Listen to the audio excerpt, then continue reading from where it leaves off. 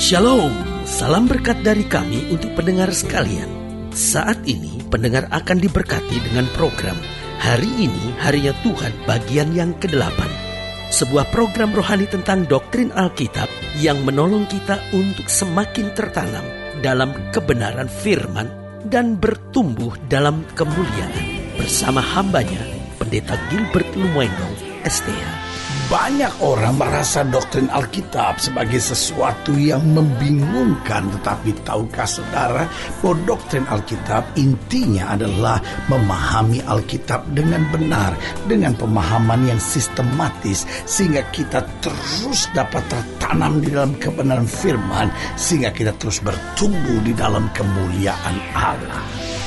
Buka hati saudara sekalian untuk menerima berkat-berkat firman-Nya hari ini. Satu hari di rumah Tuhan jauh lebih indah daripada 1000 hari di tempat pesta.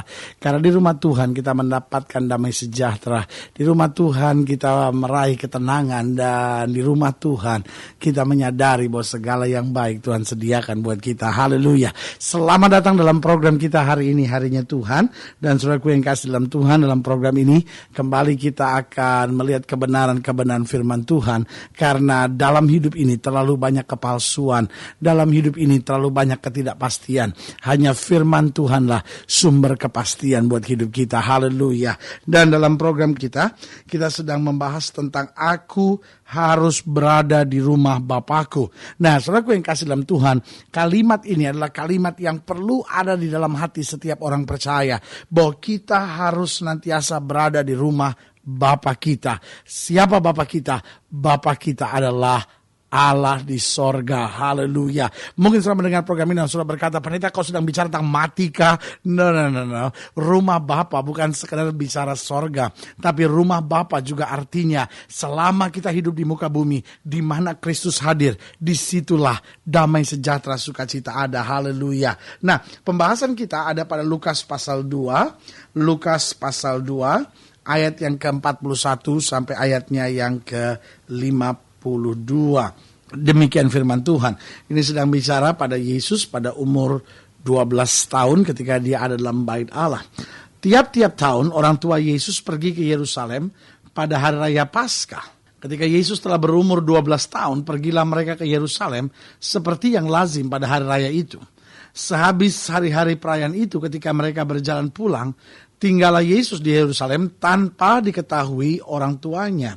Karena mereka menyangka bahwa ia ada di antara orang-orang seperjalanan mereka. Berjalanlah mereka sehari seperjalanan jauhnya, lalu mencari dia di antara kaum keluarga dan kenalan mereka.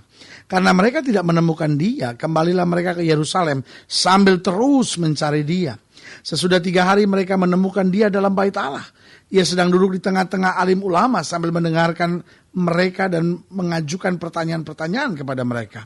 Dan semua orang yang mendengar dia sangat heran akan kecerdasannya dan segala jawab yang diberikannya. Dan ketika orang tuanya melihat dia, tercenganglah mereka. Lalu kata ibunya kepadanya, "Nak, mengapakah engkau berbuat demikian terhadap kami? Bapamu dan aku dengan cemas mencari engkau." Jawabnya kepada mereka, "Mengapa kamu mencari aku? Tidakkah kamu tahu bahwa aku harus berada di dalam rumah Bapakku?" Kalimat ini menarik perhatian saya. Yesus berkata bahwa aku harus berada di dalam rumah Bapakku. Tetapi mereka tidak mengerti apa yang dikatakannya kepada mereka. Lalu ia pulang bersama-sama mereka ke Nazaret. Dan ia tetap hidup dalam asuhan mereka. Dan ibunya menyimpan semua perkara itu di dalam hatinya. Dan Yesus makin bertambah besar dan bertambah hikmatnya dan besarnya. Dan makin dikasihi oleh Allah dan manusia. Haleluya. Saudaraku yang kasih dalam Tuhan, kalimat Yesus pada saat itu tegas sekali. Aku harus berada di dalam rumah Bapakku. Ibunya, ayahnya, saudara-saudaranya tidak bisa mengerti. Mereka berkata, "Kenapa engkau melarikan diri dari kami?" Mereka berkata, "Loh, kenapa engkau meninggalkan kami?" Rupanya bukan Yesus yang meninggalkan mereka. Rupanya Yesus tetap tetap berada di sana. Dia tidak tertarik dengan apapun lain. Orang sedang siap-siap berkemas-kemas untuk pulang. Tetapi kehadiran Allah, kehadiran kuasa, kehadiran kasih sungguh sangat menggoncangkan, sungguh sangat menggetarkan hatinya. Sehingga dia tetap berada di sana, tidak peduli dengan apapun yang terjadi. Sehingga saudaraku yang kasih dalam Tuhan, orang pun tidak peduli dengan kehadirannya di sana. Saudaraku yang kasih dalam Tuhan, pertanyaan kita di sini, mengapa kita harus berada di rumah Bapa? Saudaraku yang kasih dalam Tuhan, saya khawatir hari-hari ini ketika dunia bertambah modern, ketika orang mulai sibuk dengan time is money, kehadiran orang di gereja semakin hari semakin dipersingkat. Ibadah yang tadinya mungkin memakan waktu 2 jam, sekarang demi efisiensi, karena gereja dibutuhkan dipakai untuk kebaktian selanjutnya, karena mungkin efisiensi supaya orang tidak terlalu lama dan tidak terlalu bosan berada di gereja, sehingga akhirnya mulai diperpendek ibadah menjadi 1,5 jam, bahkan mulai coba diperpendek lagi menjadi 1 jam. Bahkan sekarang sedang diusahakan lagi supaya gereja dari mulai doa pembukaan sampai doa berkat mungkin hanya 45 menit saja. Saudara bisa bayangkan, orang bisa berjam-jam menghabiskan waktunya di depan televisi menyaksikan sinetron. Orang bisa berjam-jam menghabiskan waktunya di kafe hanya sekedar mendengarkan musik dan meminum secangkir kopi hangat. Dan orang bisa menghabiskan waktu berjam-jam hanya dengan bersantai bersama teman-temannya, bicara ngalor ngidul tentang sesuatu yang tidak pasti. Orang bisa berjam-jam meluangkan waktunya ada di meja kerjanya untuk menyelesaikan segala tumpukan-tumpukan kerjanya yang belum dapat diselesaikannya. Tetapi saudaraku, waktu buat Tuhan semakin hari semakin sempit. Waktu buat Tuhan semakin hari semakin diperpendek. Karena orang merasa kehadiran di rumah Tuhan adalah kehadiran yang sangat membosankan. Ini yang saya beritahu, salah besar buat orang percaya. Ini kesalahan besar. Kita harus lebih sering berada di rumah Tuhan. Makanya Yesus dengan tegas berkata, aku harus berada di dalam rumah Bapakku. Saya tidak sedang bilang bahwa kita bisa melepaskan tanggung jawab kita. Saya tidak sedang bilang bahwa kita nggak perlu menyelesaikan tugas-tugas kita dengan alasan saya mau pergi ke gereja. Itu bukan berarti orang tua tidak punya waktu untuk mendidik anak dan berkata saya mau berada di gereja. Itu bukan berarti kita nggak ada waktu untuk berinteraksi sosial bersama dengan masyarakat yang lain sambil berkata aku harus ada di gereja. Itu tidak berarti bahwa kita bisa melepaskan segala tugas-tugas kesibukan kita sehari-hari, tanggung jawab kita sebagai pelajar, sebagai mahasiswa, sebagai seorang ibu, sebagai seorang ayah, lalu berkata saya harus berada di gereja. Sama sekali tidak. Tugas tanggung jawab kita harus tetap kita laksanakan. Tetapi saudaraku yang kasih dalam Tuhan, rumah Tuhan, rumah Bapa, gereja, ibadah tidak boleh kita tinggalkan. Karena Alkitab berkata, jangan jauhkan diri dari pertemuan-pertemuan ibadah. Berarti kehadiran kita di rumah Tuhan itu yang memberi kekuatan buat kita. Mengapa kita harus berada di rumah Bapa? Ada beberapa hal yang sederhana yang bisa kita pelajari dari kenyataan bahwa mengapa kita harus berada di rumah Bapa. Yang pertama, karena kita adalah anaknya.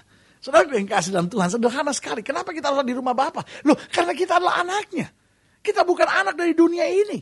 Kenapa kita harus berada di rumah pesta? Kenapa kita harus berjam-jam meluangkan waktu dengan kesibukan dunia, hal-hal duniawi? Saya tidak bilang bahwa itu salah. Saya tidak bilang itu keliru. Kalau itu tugas tanggung jawab kita, laksanakan dengan baik.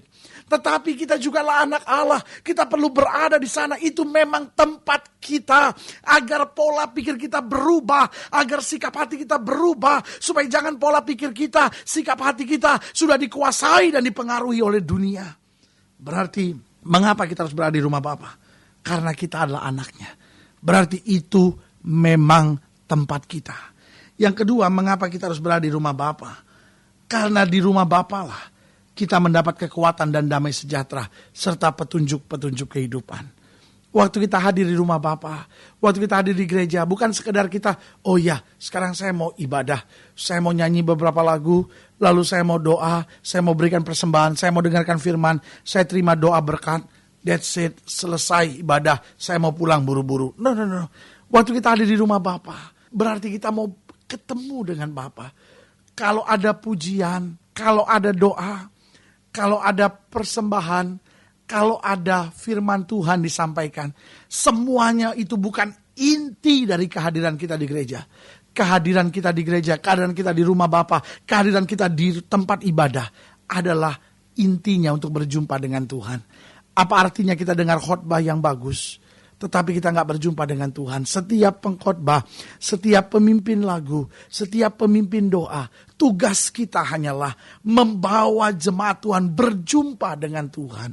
Dan tugas jemaat, visi jemaat, kehadiran jemaat, tujuannya hanyalah supaya dia dapat berjumpa dengan Tuhan. Karena kalau kita berjumpa dengan Tuhan dalam rumah Tuhan, maka kita dapat kekuatan, damai sejahtera, serta petunjuk-petunjuk kehidupan. Ini loh yang harus kamu kerjakan. Begini loh, kamu jangan takut, kamu jangan khawatir. Jadi kita dapat petunjuk untuk melakukan yang terbaik dan menjadi berkat buat banyak orang. Saudaraku yang kasih dalam Tuhan, ini yang telah hilang dalam gereja hari-hari ini. Banyak orang hadir di gereja bukan lagi untuk berjumpa dengan Tuhan, tapi untuk cari khotbah yang bagus, untuk datang dengar musik yang bagus. Meskipun semuanya tidak salah, semuanya baik, sejauh hati kita tetap tertuju kepada Tuhan. Bukan tertuju kepada musik, bukan tertuju pada lucunya seorang pendeta berkhotbah, bukan terhadap serunya cara seorang pendeta berkhotbah dengan kupasan-kupasan yang luar biasa, dengan istilah-istilah asing yang dahsyat, sehingga semua terkagum-kagum dan pulang sambil berkata, pendetanya memang hebat, tetapi tidak lagi bisa melihat betapa hebat kuasanya Allah kita. Jadi saudaraku yang kasih dalam Tuhan, mengapa kita harus berada di rumah Bapa? Yang pertama, karena kita lah anaknya, itu memang tempat kita. Lalu yang kedua, karena di rumah Bapa lah kita mendapat kekuatan, damai sejahtera, serta petunjuk-petunjuk kehidupan. Yang ketiga, kenapa kita harus ada di rumah Bapa? Karena di dalam dunia ini ada banyak kepalsuan. Hal-hal yang kelihatannya indah, hal-hal yang kelihatannya baik, tapi kemudian menghancurkan hidup kita. Orang mulai duduk di klub-klub, orang mulai duduk di kafe-kafe sambil berkata, sekedar untuk melepas lelah. Tetapi apa yang terjadi? Akhirnya orang mulai tertarik dengan minum-minuman keras. Ini kan cuma segelas, hanya untuk memberi ketentraman, ketenangan, dan terus lama-lama terikat.